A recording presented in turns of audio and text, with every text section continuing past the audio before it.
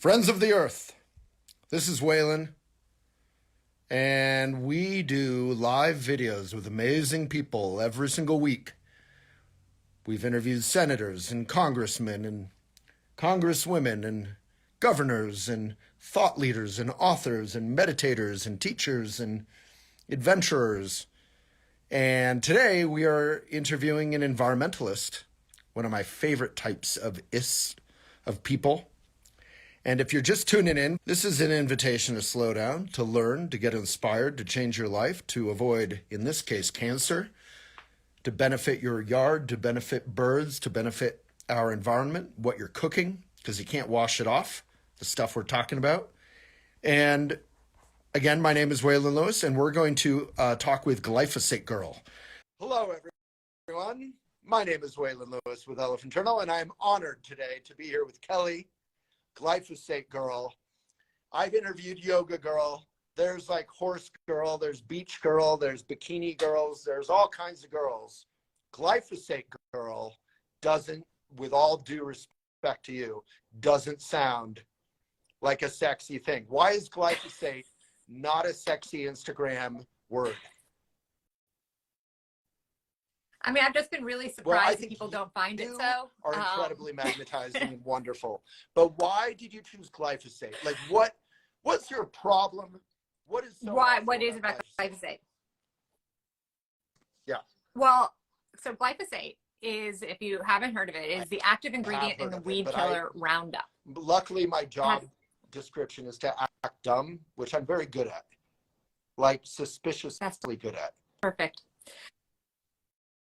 Well, you know, I didn't know anything about this until I suddenly had to. Why did you have to? And I suddenly had to because I, like many, it seems like more women than men, but certainly children, was dealing with a random chronic illness that doctors couldn't really diagnose.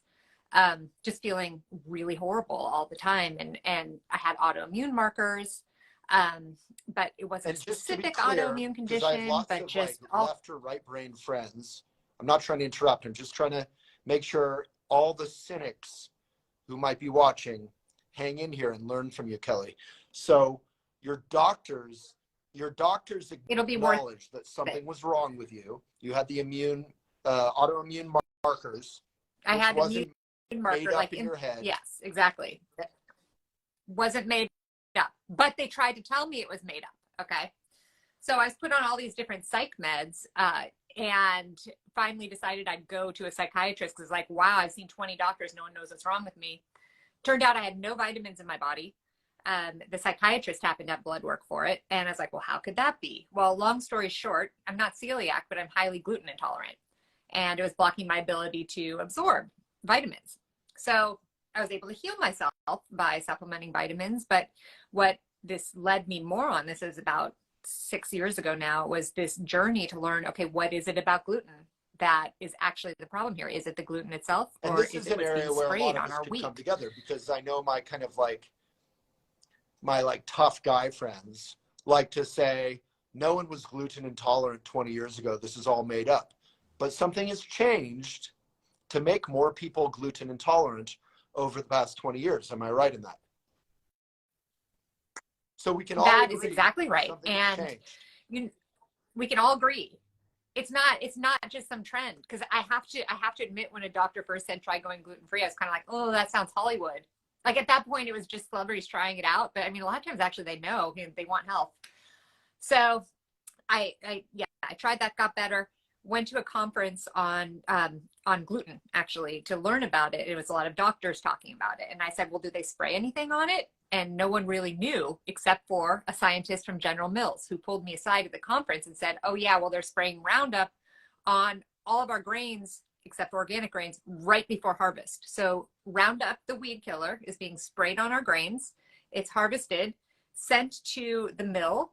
Then at the mill, it's sent to the producers. It lands right in our kitchens with the products that we buy. Researching, doing a deep dive into your account.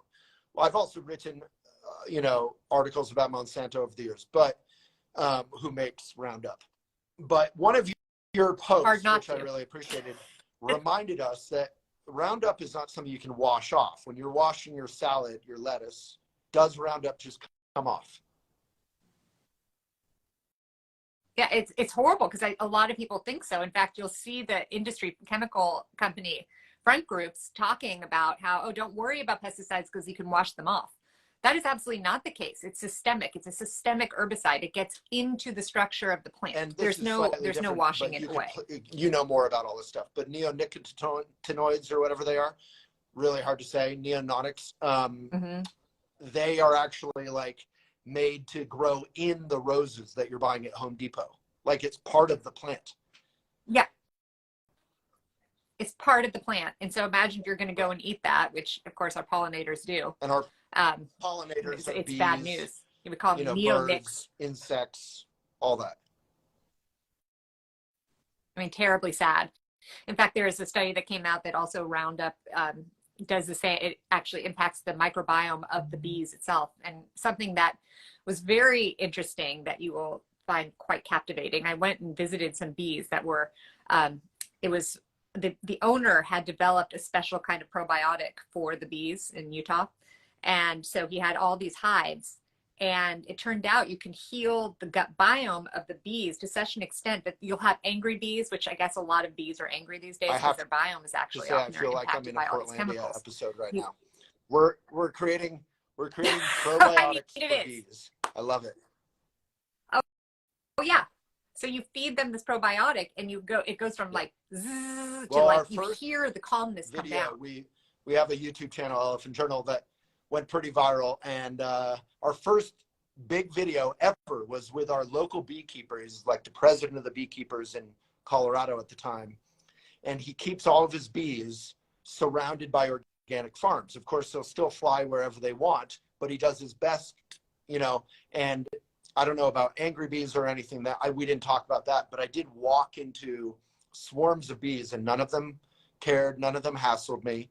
And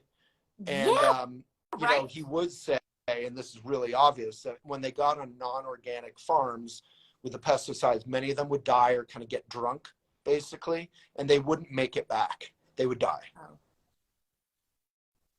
Oh gosh, it's so sad. Right. It's so horrible. It's so clear what's happening. I had that same experience of walking through peaceful bees, and I didn't have to wear anything. They just were happy. Same with wasps. Everyone loves to hate wasps, but they also have their ecosystem role. And as long as you are chill around them, kind of zen, you have to kind of like dog whisperers. Yeah, you have to like you have to get in the mode on yourself. If you know him, you have to be like, I'm calm. And then they're like chill. They don't do anything.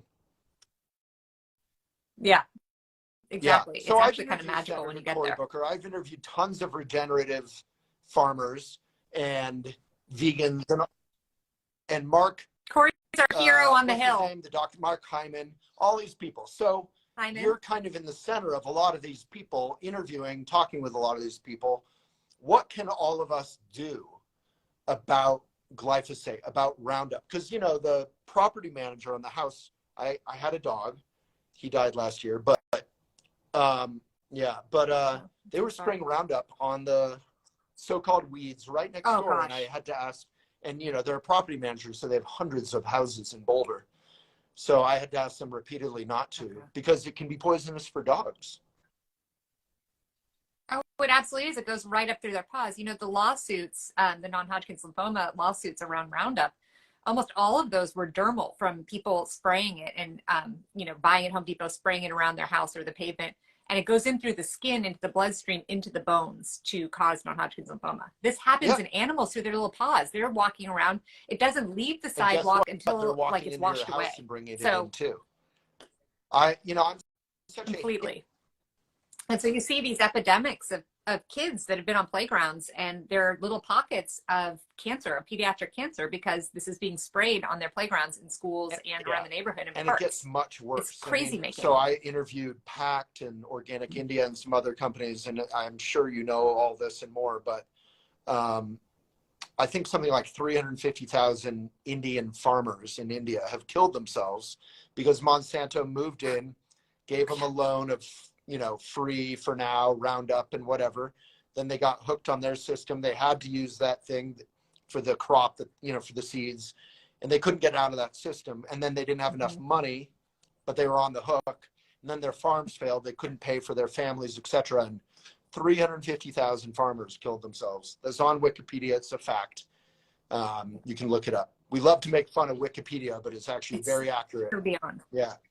Occasionally. Yeah, no, it is. And, you know, they're trying to do the same thing. The U.S. government is really trying hard to push our GMOs and poisons as a philanthropic move to help Africa feed its population. And they have pushed and they have pushed back on it because of what you see in India. I mean, India, they halted the GMOs just at cotton, thank God. So they've been trying to push through mustard. Well, it hasn't passed, maybe because they've learned their lesson. But now this whole force into Africa is making me sick. I mean, they actually have clean soil, so they don't need to do what we've done to ours. And I'm sure you've had this opportunity. I've driven through our, you know, many farms in our country, and that heartland, I'm telling you, is so shocking. You get out of the car, you go over to these fields, you take a look at the soil, which now I'm kind of bummed I touched because, you know, there's so much in it, but our soil is no longer a topsoil. It is just this chemical, disgusting clay that isn't soil. And it's hard to even put into words until you see it. It's so stunning. And you realize at that point, wow, we are screwed. And we don't have much of a future of growing food here. And the food we grow is going to be laden with these chemicals. Because I have this sort of alarm going off in my head because I just spent 3 years encouraging people to get vaccinated, to take care of their, you know, our elderly. We lost more than 1 million people. We're not anti-science here at Elephant, but I'm always saying being anti-GMO isn't anti-science. We want everything tested thoroughly. That is science, to test stuff thoroughly before we become the guinea pigs, which we are right now. And messing with the fundamental building blocks of food is kind of like, it's a little bit third rail, I think, for me. So, you know, I know everyone has different opinions on the pandemic. I'm super bored of the drama, but I do care about people's lives. And this does seem to be an area where we can protect people's lives, be pro-science, be pro-scientific process in a responsible way. And, you know, I've interviewed Michael Pollan, you know, all these about, like, let's get back to food as food, get rid of some of the, you know, all the processing and the chemicals that are unnecessary. And I have to say, one of the scientific accounts I follow on Instagram that was wonderful during the pandemic recently was making fun of organic, making fun of people who were not into GMOs. And I argued with them. Good. And I said, look, I've loved your account, pushing back on all the, but, you know, not all pesticides are created equal. That's incredibly naive. In a documentary, the Laura Dern documentary I was watching on your account, they go through how rapidly people have died who have to work with those pesticides. So sad. I mean, terrible. So how do you, I guess my question is, how do you discern and care about this stuff without becoming an anti-science, like woo-woo, you know, kind of anti-government, anti-everything, little hippie freak? Oh my gosh, that is such a good question. Because there is a huge, first of all, my background is very far from any kind of like energies, or like, I don't know. I grew up in an Air Force family. Yeah. Actually, my parents went to Boulder, but weren't hippies there, you know, ROTC. You mean they were in Colorado Springs? They were in University of Colorado Boulder. Really? I'm like 5 minutes from it. Yes, and my sister went there. Boulder family, everyone but me, so that was a disappointment. Wow. But I grew up with a sentiment of annoyance towards hippie people. I am because a hippie, my parents grew up in that. to be clear. My mom was hippie. That's right. I don't mind hippies who love the planet, but I do mind hippies who would rather use it as no, that's the problem. And there are a lot of people like that in this movement, as you know, and it's a lot of not doing, and it's a lot of complaining. And I complain all the time too. So let's be real. But there has been a big shift, and I've seen the industry trying to do this. And a lot of the front groups that protect GMOs are also protect pharma. And so there's been a big movement to chuck the people that are anti-GMO or anti-pesticide into an anti-vaxxer category, as though it's all one. And also, like, who wants to defend big pharma. Like, I'm happy to criticize them. I'm happy to criticize for-profit medicine, you know, but there's a thing called discernment, and I'm a journalist, so I'm happy to criticize and complain about everything, but I also am looking for truth. Yeah. And our personal truth, you know, may be true and it may not be. And we know from all the published research that we are right on this. I had an opportunity to go, Moms Across America's organization petitioned the EPA. I went with a group of scientists plus me to the EPA 2 times and presented this volumes of peer-reviewed independent research that's from reputable places, handed it over to the EPA, hour-long presentation. Just to put a dot on that, you're saying reputable sources, not some crank Instagram doctor star. From universities. Yeah. High-achieving toxicologists and microbiologists that have that research you can go and look up, presented it to the EPA, and they called it anecdotal. And the extent to which they go to protect this chemical is so maddening. Not only this chemical, by the way, not only glyphosate. Why is it anecdotal? Let's take their side here. Why is it or let's try to understand their side. I mean, what was the sample size? Just way too small? How on earth? It's anecdotal because we brought it in and presented it. It's anecdotal. It's frustrating because it gives grounds to quacks. Yeah, it does. Yeah. It does. And, you know, I'm friends with the scientists who the EPA hired to come in or put on the panel to assess the carcinogenicity of glyphosate. Dr. Zhang, she's over at UC Berkeley. She came in, she said, this definitely causes non-Hodgkin's lymphoma. They came out with the report, said it doesn't. So she published the research on her own and said, yes, it does. So just to be clear for the idiots out here, non-Hodgkin's lymphoma, is that cancer? It sounds bad. Yes, it is a really bad cancer, and a lot of the cases are extreme. And carcinogenic, for the idiots out here, pointing at myself, is a fancy word for cancer. Cancer causing. So we're talking like deadly stuff that most of us are going to the hardware shop and buying and spraying ourselves. The big companies are spraying on our food. Monsanto is loving, reaping the profits. And we know that even if you go right now and you look and see what the studies are that came out from the EPA, what are the studies that they relied upon to make this decision? Those studies, some of them have been proven to be paid for by Monsanto, and they pay scientists to sign their name on it, and they're completely ghost-written by industry. The EPA uses this ghost-written research to say it's non-carcinogenic. And they know that it's ghost-written. Because I know for a fact, because I've interviewed people at the EPA. I interviewed the old director of the EPA, one of the most charming. And they always are charming. Yeah, they're but nice people. Not in a bad way. Like, she was grounded. She was cool. Like, why on earth are people at the EPA like working for the man instead of working for us? I mean, why are they? But why? It's not like it pays that well. I wouldn't say most of them are. I would actually say that most of those scientists there have a very hard job because they can see it and they're not allowed to report at what they see. But I mean, genuinely, I voted for President Biden.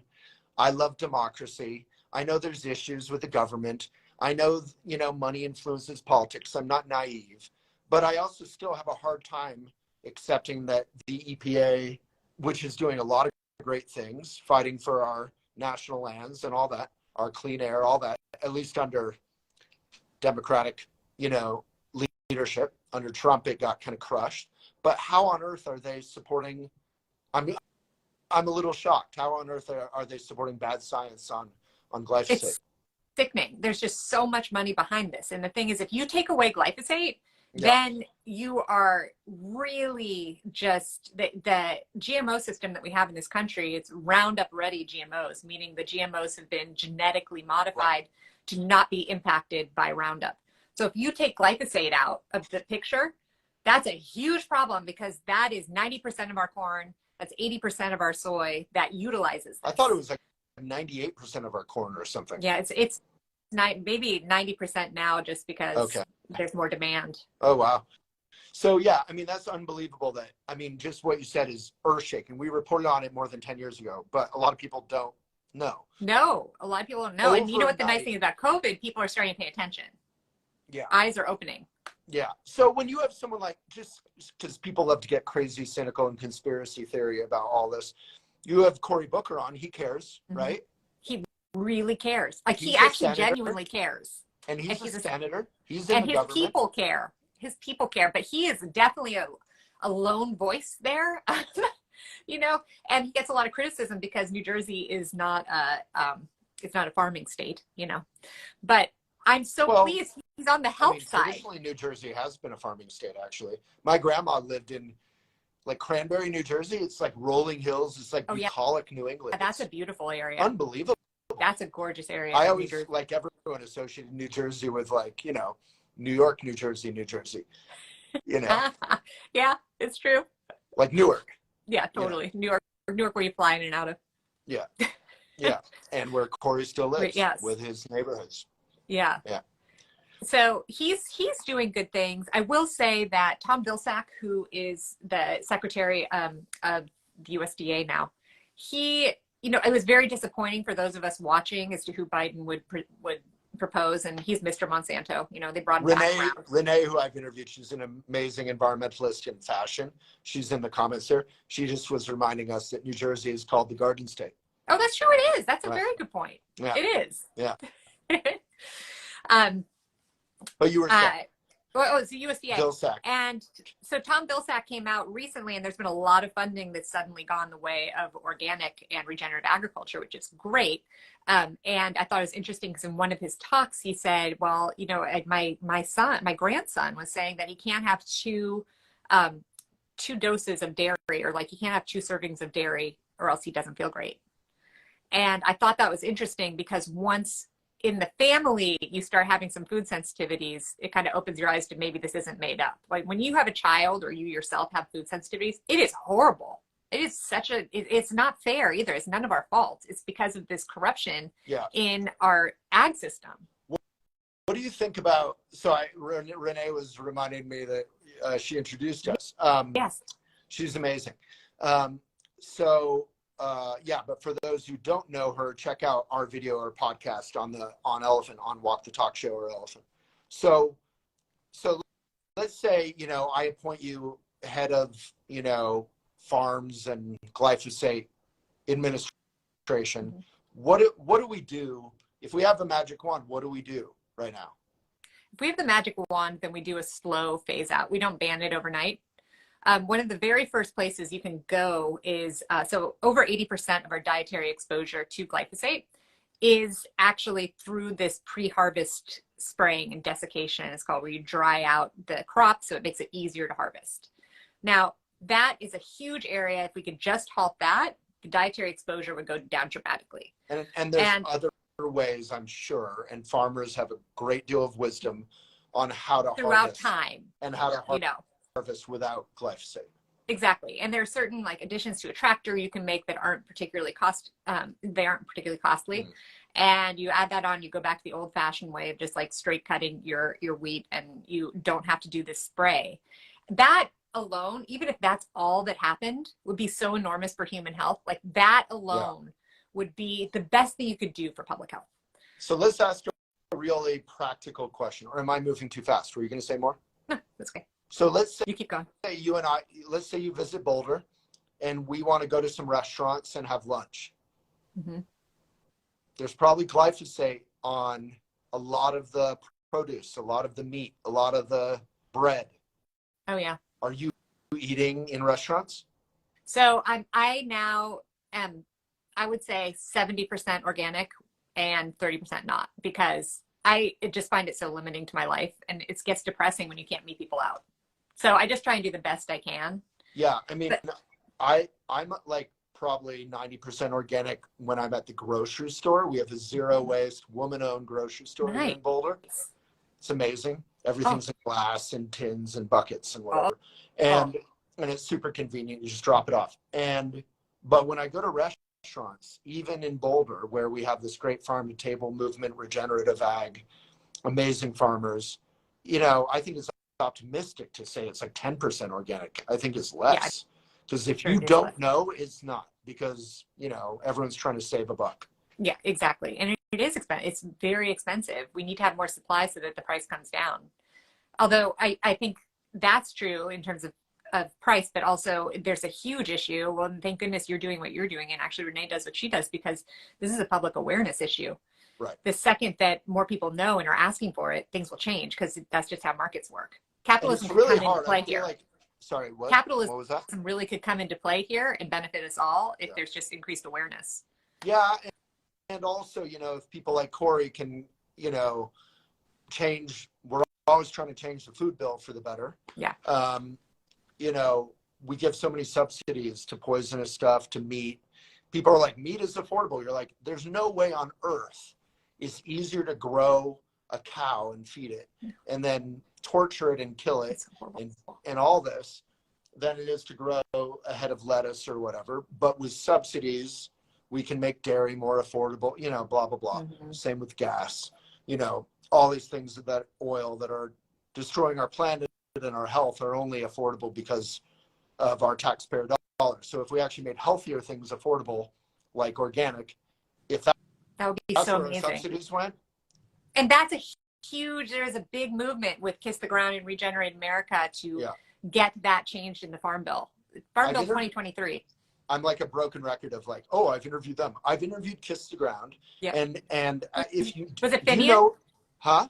Was it Finian? I Who interviewed did like you interview? 5 of them out at Natural Products Expo. Oh, okay, nice.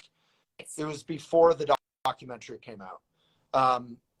But the bone I have to pick, if I may, Yes. with regenerative, is you're still torturing and killing animals. Yeah. Heart disease is a #1 or now #2 killer in the U.S. It is a huge contributor to climate change. If you look at regenerative ag, the whole logic of, putting the carbon back into the earth, that's fantastic, but it's still not a long-term solution. You can only put so much carbon in the earth, and we should be doing that. Mm-hmm. We should be, taking care of our roots and improving our soil. Oh, yeah. But there's nothing in there where you have to kill animals for them to poop. They will poop just like we do without being killed. So that's true. It's not necessary to. That is a very good point. I've often thought about that. Like, it's not imperative that you kill them to get their poop. Like, they could just happily live there. And overgrazing is still an issue. So the whole notion of grazing, I interviewed Joel Salatin, like the whole rotating grazing thing. Yeah. These are amazing people in a lot of ways, but, a lot of it I find to be like kind of highfalutin rationalization for. Have you interviewed Kip Anderson, Cowspiracy? No. Okay. Any introductions you want to do? Like, I worked with him. Yeah, I'm very easy. I wanted to say I'm interviews, I'm easy to, I'll interview anyone who is great, who is wonderful, who is, to try to raise awareness. That's our work at Elephant. Totally.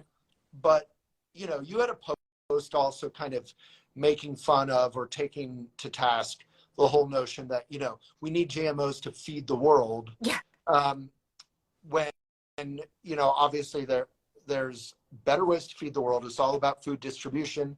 Organic may be less efficient in some ways, but it can be, nothing's less efficient than destroying our earth and not being able to grow anything, which is how a lot of farmland is now. I'm talking too much. You should interrupt me. No. But, what do you think about how do we feed the whole world with organic? Yeah, and just to back up in case, I just like to make people aware that this feed the world slogan is something that industry and politicians use, but it's not in reference, like you will never see it in reference to organic foods. It's something that was constructed, that's a great PR thing. In fact, they have other like educational programs like Feed the Future. Feed the Mind is a program from the FDA, USDA to explain GMOs and pesticides better, because that's the problem with them, that people don't understand it. That's what they always say. That's crazy.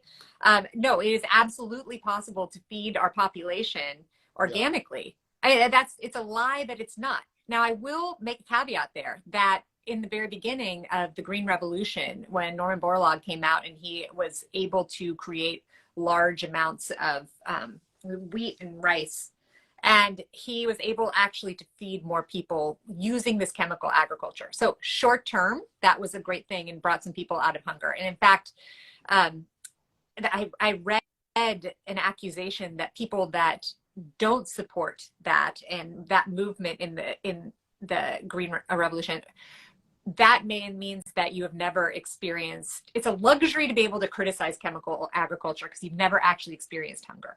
And if you have experienced severe hunger, you don't care what chemicals are on your food, which I have to agree. If I had a family to feed, that's the only way.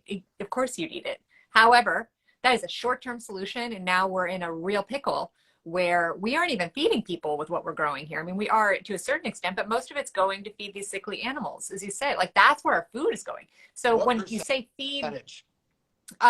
so it's 60% of the food is the corn is going to animal feed. To 85% of the acreage. Yeah. So, or huge 90% quantities in some cases. Talk about clearing the Amazon and stuff. So we are feeding the Amazon stuff. God. We are feeding 63 billion animals a year so we can kill them. Yeah. And by the way, their life isn't great while they're here. It's horrible. And it's a nightmare. horrible. But we can't feed 8 million humans. It's all backwards. So for the people who are telling us we don't care about humans, I tell them, well, okay, then if you care so much, we should all go vegan, which can be healthy. I'm 200 pounds. I'm vegan. I'm more active than, 90% of the meat eaters who argue with me. And, we could feed our 8 billion humans so easily instead of, whatever it is, the 70 billion humans and animals combined.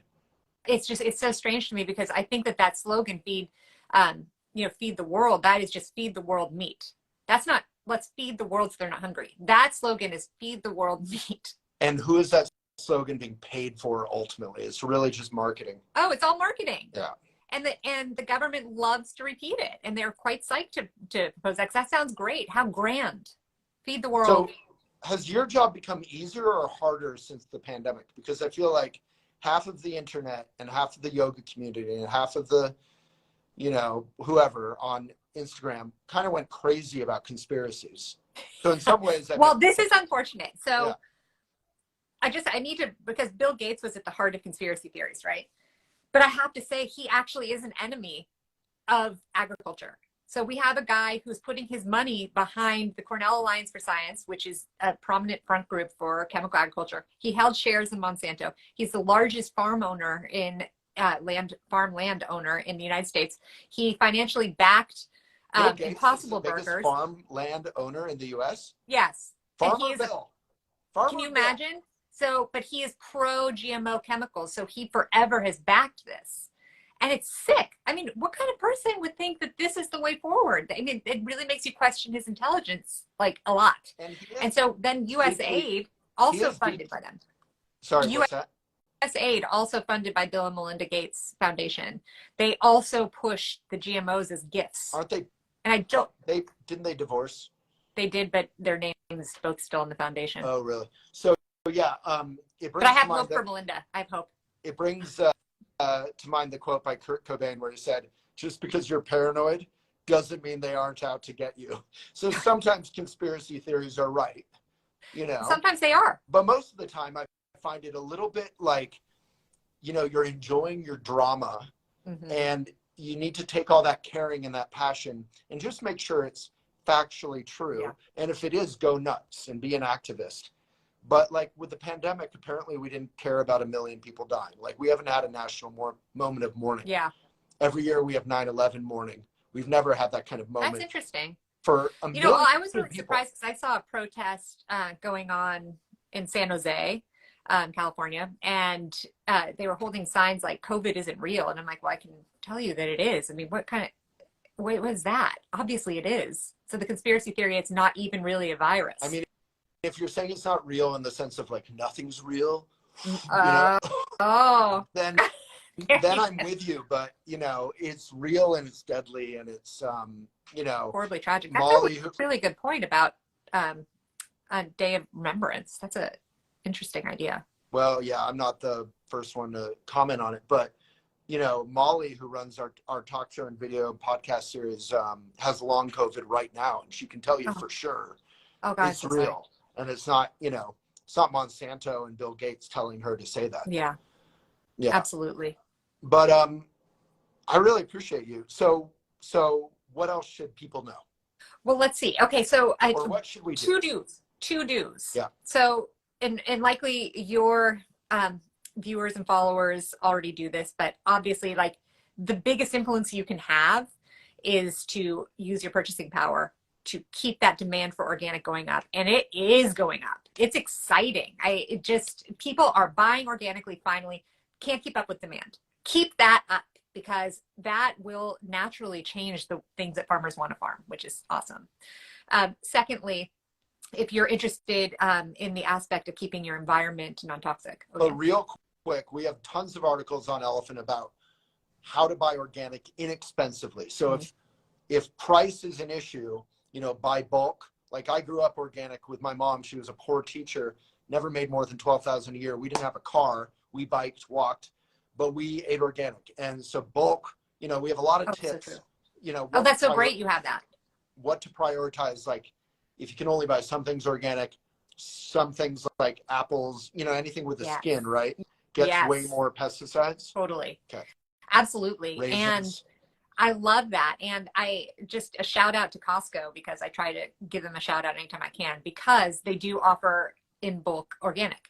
You can roll your eyes, but it's still true. I hate Costco. I know, but they still offer that to people that otherwise wouldn't be able to afford the organic. Yeah. Costco to me is like really cool in some ways. They treat their employees better than a lot of huge corporations.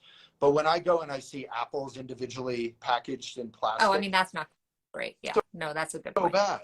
They stopped carrying Roundup, though, which is more than Home Depot or Target has done.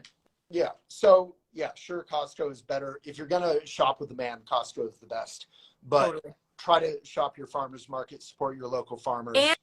And don't bypass the stands that don't have an organic sign, because a lot of times if you go talk to the farmer, they're not using the pesticides. Yeah. They just haven't all of become them certified. say, oh, yeah, we are more or less organic. Here's what we do. They're happy to tell you about it. Yeah. But we're not certified because it's a pain in the butt. Yeah. And it is a pain in the butt. It sounds like it's a long process. Or like me, you change your front yard to be a garden and grow your own veggies. You're so cool. That's what I'm doing. Wait. But I'm the only one of my blocks. It was a little embarrassing when it first went in, and some people loved it and some people didn't, but that's the way it goes. There's a guy a block down who's kind of famous in Colorado now because he's a huge farmer. This rich family bought a house across from him that was falling apart, and they tore it down. And they said to this guy, do you want to make the whole thing a farm? Oh my God. So I have a farm a block from me, and the bees go. You're like, kidding me. There's thousands of birds and bees. It's unbelievable, and it's all organic. And then this guy for years was growing sunflowers and all kinds of like corn, all of this stuff in his front yard. And the city of Boulder, we're supposed to be all hippie and green here. Yeah. City of Boulder was like, you can't do that. You can't have anything higher than 3 feet in your front yard. And they basically sued him for $2,000 a day that he didn't comply, and he refused to comply. And Boulder changed its entire laws. They're like, all right, we give up. So now everyone is growing gardens in their front yards in Boulder now. Oh my gosh, I love not everyone. that so much. That's actually good to hear, because I'm planting corn this summer and I've been worried about that 3-foot thing. Oh, look up the Boulder thing, and you could use that as evidence that a city can allow it and still be functional and fine, and no one's yeah, that's a good example. Yeah. I'll be armed for that. But for those watching, even if you're not doing that, I wrote in my new book, which is right here, which is printed on super eco paper with no plastic, printed in the USA. And the ink is not petroleum chemicals like all ink. It is algae. It's carbon sucking. Oh my gosh. But I wrote, there's a lot of things you can plant, even in little spots around your yard, so the bees and the birds are happy, and you can plant fruiting trees and flowering trees. Love that. Yes, totally. And when I see the bees, because over the last, I'd say like 7 years or so around my area in Northern California, just the bees have disappeared. Like I used to have tons in my garden, and I don't now. Although last summer was the first summer I had my garden, and I did see them circling, and it made me so happy. They just, and really, the islands, if they can even, and the butterflies, they're all dying because there's no more milkweed. So they need little islands. They're just like, they need a rest stop. Like when you're on a road trip you need a rest stop to go to the bathroom and, you know, buy some local produce. Make it clean. Yeah. So they just need little spots where they can fuel up. Yeah. And that's a really good feeling too. Like just as a person, that connection that you can make to provide that for them is really awesome. Yeah. If Molly, if you're still here, you may not be, but someone's asking about the book. It's called It's Never Too Late to Fall in Love with Your Life. And it's a bunch of like lessons from all the lessons I learned the hard way, trying to pass them off to people to learn the easier way. But I grew up Buddhist, so a lot of it is Buddhist, but there's a lot of eco stuff in here. And, you know, coming back to Monsanto and stuff, didn't they rename themselves? Bayer. Oh, Bayer, but that's another company, right? Bayer bought Monsanto. The pharmaceutical company Bayer bought Monsanto. And by the way, let's just see what this circle looks like. First of all, they have a great drug for non-Hodgkin's lymphoma.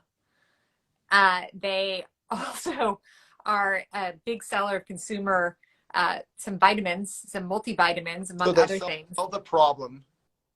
They sell the solution. They make money either way. Oh, both ways. It keeps going. Constant flow. It's disgusting. In fact, the ethics behind pharma owning food is really, really disturbing to me. That's a whole other issue. Wait, what? Pharmaceutical companies owning our food system is not great. Yeah. So in an ideal world, the government would be transparent and caring about the people, the commonwealth, democracy, and it would have a big curb, a lot of regulations on pharmaceutical companies, how they can make profits, you know, corporate capture. Like we basically funded the creation of these vaccines that saved millions and millions of lives, but now these pharmaceutical companies want to make billions and billions of dollars off of those vaccines that we created. So we would kind of put our foot on the pharmaceutical companies, tell them how they can operate and not. Same with big ag, same with Monsanto and poison on food. Yeah, and these companies will win green awards. Monsanto was considered a green company in 2017. You know what? It's just BS. Can you even imagine? Like some big award was given to them for their green service, some business award. What did they do? And that was green. They're so pro agriculture. You know, they're pro nature. That's wild. Health. I have an old article on elephant about Monsanto, and the lead image is Darth Vader. Oh my gosh! And it's titled like Monsanto, the most evil company in the world, and it goes through all these stats, and you read these facts and these stats, and you're like, oh my god! But we're to blame too. We're the ones going out and buying a lot of the Roundup and spraying it on our own. We're spraying it on dandelions that could feed the bee. You know? Oh my gosh! Well, what's exciting is there's a non-toxic replacement that is just about to hit the market out of Australia. That is, as I say, non-toxic, equally effective. So hopefully people will be willing to make that choice. That would be, and it might be sold worldwide. It should be. It's already authorized in Australia, New Zealand, and it's set to be here and in Europe this year. So you're delightful and really know your stuff. So I really appreciate this. I actually realized I don't know. Do other companies make glyphosate products? Yes. So glyphosate itself is not under patent anymore, and so there are many different chemical companies that love to make money off of it. So it's not just Monsanto Bayer. It's not just they were the ones that originally patented it as a weed killer, but please. And just to back up for 1 second, in case people don't know, when glyphosate first came out, when it was first discovered in the early days before it was an herbicide, it was actually used to clean boilers, metal boilers and metal pipes, because it could chelate minerals, bind them together, and then you could clean them out really easily. So now you apply this on the soil, and it's doing the same thing in the soil, where it's chelating and binding minerals, making them bio-unavailable in our crops. And then you wonder why we're all so nutrient deficient. Like with these key nutrients, like zinc and magnesium, that should be keeping us all calm, and we don't have it. And that's why so many people are having to supplement. So if we take the supplement, does that help? It does help. I mean, it helps me. Supplements, we don't always absorb them that well. Like it's much better. I'm one for a Yeah. magnesium bath Right. myself. It's much better to get in your food or You know? in your diet. So, yeah. Oh, absolutely. Like I genuinely think that if you gave everyone magnesium, that anxiety and depression would go down significantly because they just don't have Well, it. It's a I'm gonna biological run off necessity. and grab my supplements after this. But you were even saying like Yeah, a lot of the, yeah. you know, company like makes the problem, sells the solution, makes the vitamins, the supplements, right? Oh yeah. In fact, you know that I will argue that this gluten Right. sensitivity epidemic is in large part, not exclusively, but in large part due to glyphosate. And Bayer actually went and they have this venture capital arm. They went and invested in this company in Palo Alto that is creating a more tolerable gluten that gluten-free people can actually have. Yeah. And so they're going to make money off of that while they're creating the problem that then you have to go and buy this alternative kind of gluten. So, you know, that kind of thing makes me crazy. Just my background is business. And so when I see this kind of corporate corruption, it makes me so enraged. Yeah, years ago, I think like 10 years ago, we had an article on elephant by a prominent yoga teacher. Tell me if this stuff is true or not. I think it is because I've heard it from a lot of people. But she was saying she's gluten intolerant in the US. When she travels to Europe and teaches there, she's not gluten intolerant. The bread is of a better quality. The wheat is milled differently, yeah, or something. Is that true? It's also like how processed the wheat is, or we don't take the time in this country to let the bread sit and be processed. Like it should have this natural process of just becoming more easy to digest, but we just take it and we immediately try and put it in. Now, an anecdote on that is one time I was in Copenhagen, and that's where Joe and the Juice is from. And so I was really excited to go and check out the original. Cool. Anyway, went there. Joe and the Juice? You must have one in Boulder. What Are is they on it, every like, street corner? Juicing? Okay. Well, most people will know. Most people will know. And it's not even organic. It's so expensive, like $15 juice, and it's not even organic here. Okay, so ridiculous. But anyway, there things are cleaner. But I went and I said, "Oh, can I have one of those gluten-free muffins?" They said, "Sure." They gave it to me. I had it. It was the best muffin I ever had. Came back the next day and said, "Can I have one of the gluten-free muffins?" Wow. And they're like, "We don't have gluten-free muffins."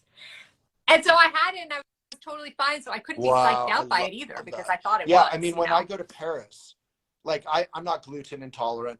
I eat whatever, but you know, some stuff can be hard on my digestion. When I go to Paris, I can just straight up eat baguettes all day, and it's like, it's so different. It's magic.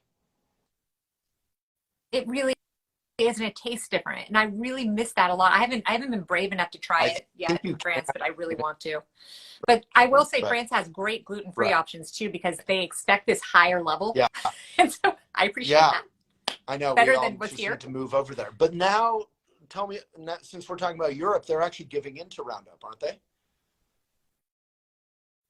Well, so Germany is discontinuing its use in like residential.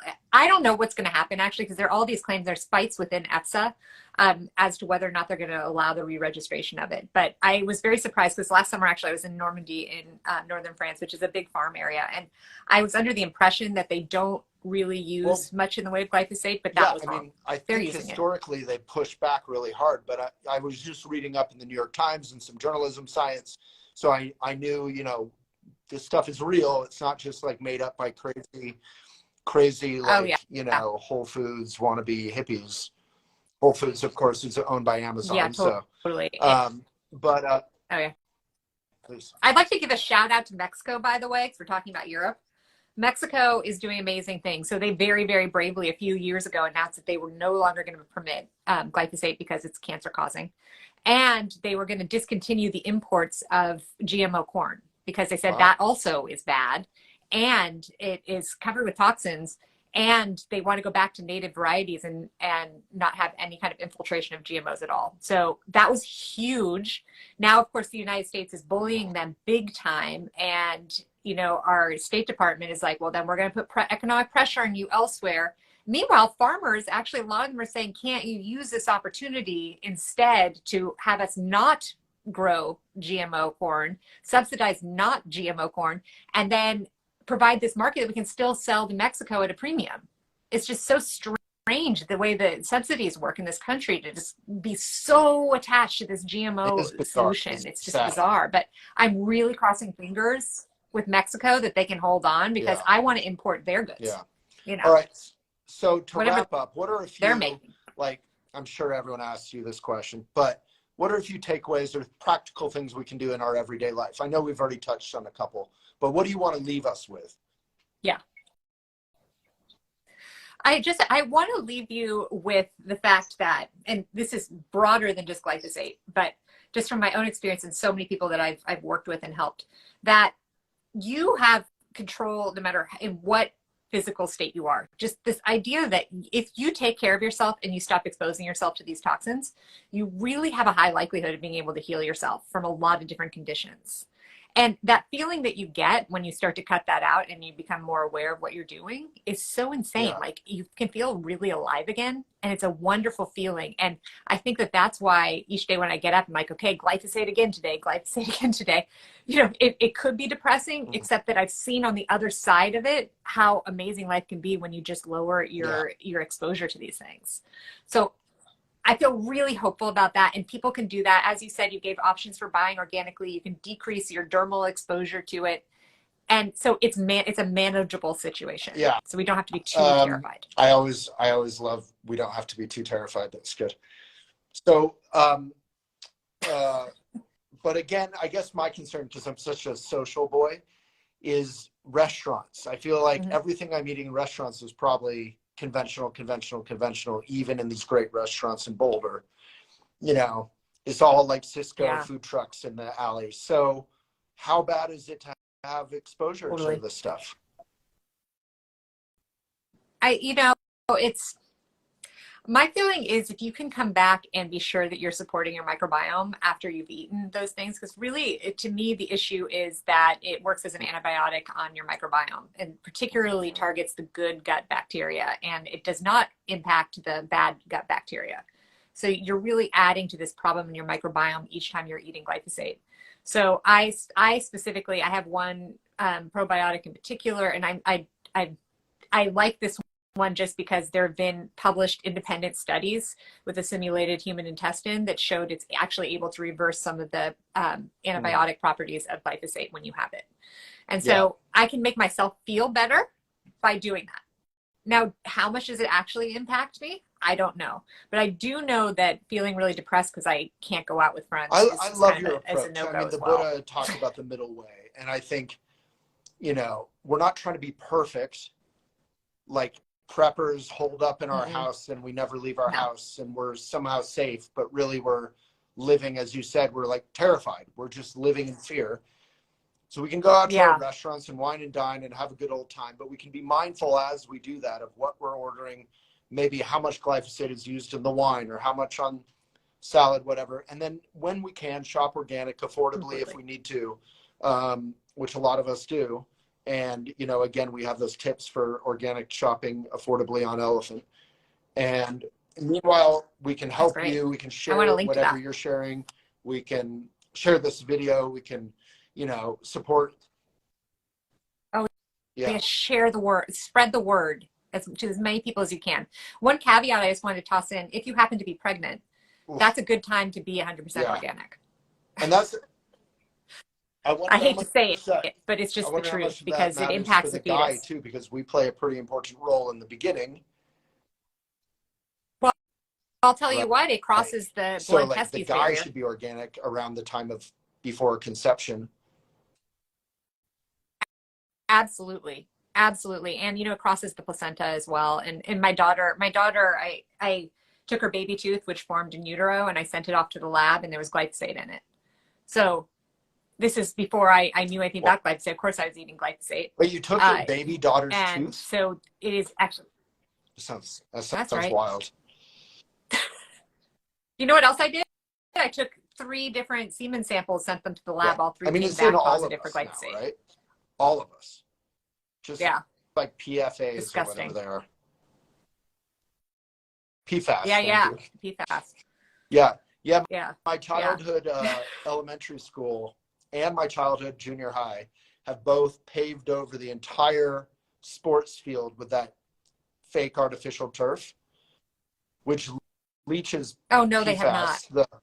the forever chemicals, So toxic. leaches the forever chemicals into all the kids, and they don't have grass anymore. You know, I'm not a big fan of grass for like lawns, but I'm a big fan of grass for baseball field, soccer field, for recess. Sports fields. Yeah. Yeah, for Yeah. recess, right? Oh, that's so sad. Yeah, I think the underlayer for that turf is also like the tire And it remnants. So you doesn't have like a last that rubber long. base It takes on top tons of it all. of, you know, energy to produce, and then there's no recycling it. So it's not like an eco thing. People try to say it's, yeah. Oh, it's tiring No. sometimes. My neighbor my neighbor down the way decided Yeah. to put in artificial turf in their front lawn, and they like Yeah. carpeted it, like they went over Yeah. a step. No, my neighbor did that over here.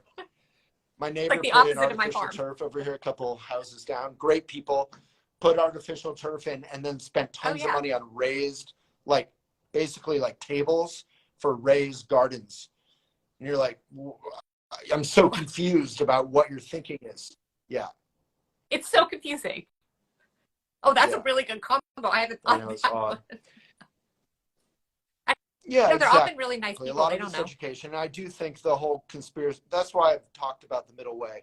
I think some of the conspiracies kind of give a bad name to cynicism on GMOs, cynicism on glyphosate, cynicism on Roundup. You know, you can be cynical about the stuff from a scientific point of view, from a grounded truth-based point of view, not my truth, but, you know, a scientific fact. Yeah. Is it healthy or not? Yeah. Truly scientific. Yes. And there's plenty of and not by research for anyone who quacks wants to on look for it. IG. Yeah. All right. Well, you've been a No. total pleasure. Thank you for all your time. Yeah. All right. Thank you.